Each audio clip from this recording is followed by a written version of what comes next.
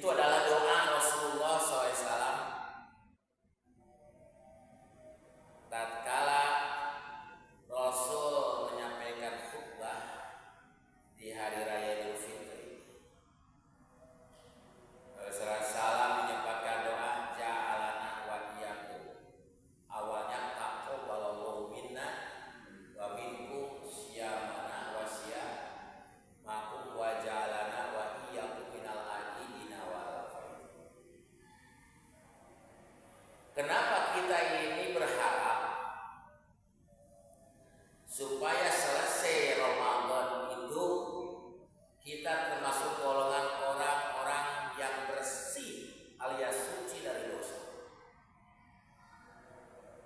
Karena memang ini adalah yang dijanjikan oleh Allah, bahwa bulan Ramadan adalah salah satu cara bagaimana Allah mengampuni dosa-dosa kita. Kalau dibilang bulan Ramadan itu adalah candra di mukanya ya, orang-orang muslim untuk melebur dosa. Sebagaimana kita tahu bahwa Ramadan itu asal kalimatnya dari Ramadan. Air Ramadan itu adalah pembakaran. Biasanya sesuatu yang dibakar pasti akan meleleh.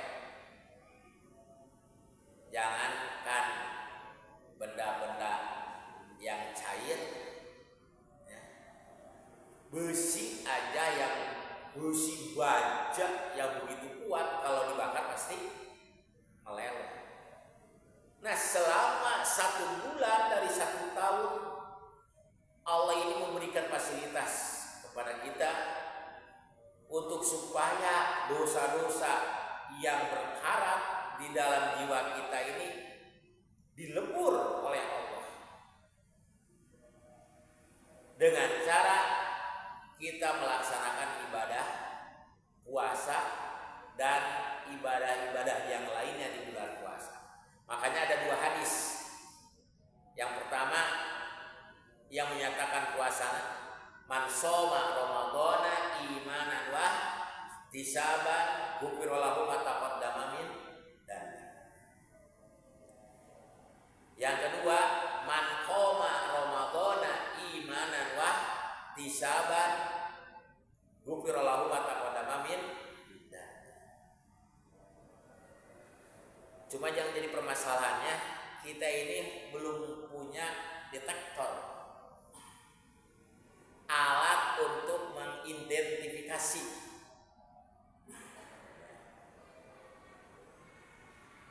apakah kita ini dosanya banyak atau sedikit.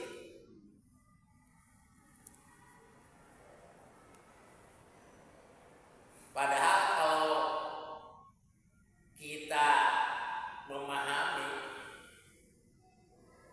apa yang dikatakan oleh ahli-ahli salafus saleh, mengaku tidak punya dosa itu juga adalah dosa. Mengaku tidak punya dosa juga itu adalah salah satu dari benih-benih dosa. Nah, di antaranya yang kita bisa rasakan manakala setiap kegiatan keseharian kita terasa berat untuk melakukan ibadah, terasa malas untuk melaksanakan amal-amal kebaikan, itu bisa terindikasi bahwa di dalam diri kita banyak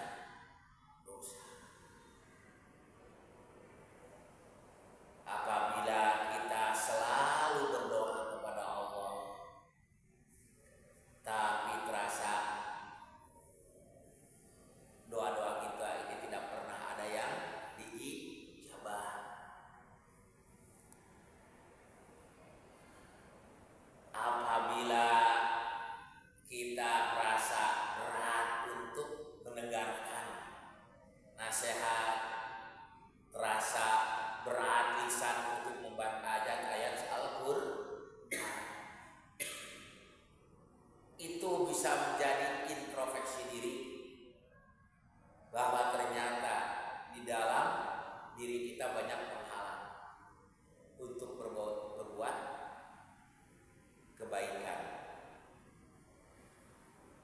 Bahkan Rasulullah SAW pernah ditanya apa yang termasuk itu dosa. Maka jawab Rasul, sesuatu yang meragukan hati kamu. Makanya dakma yuri bukan ilama la yuri bukan.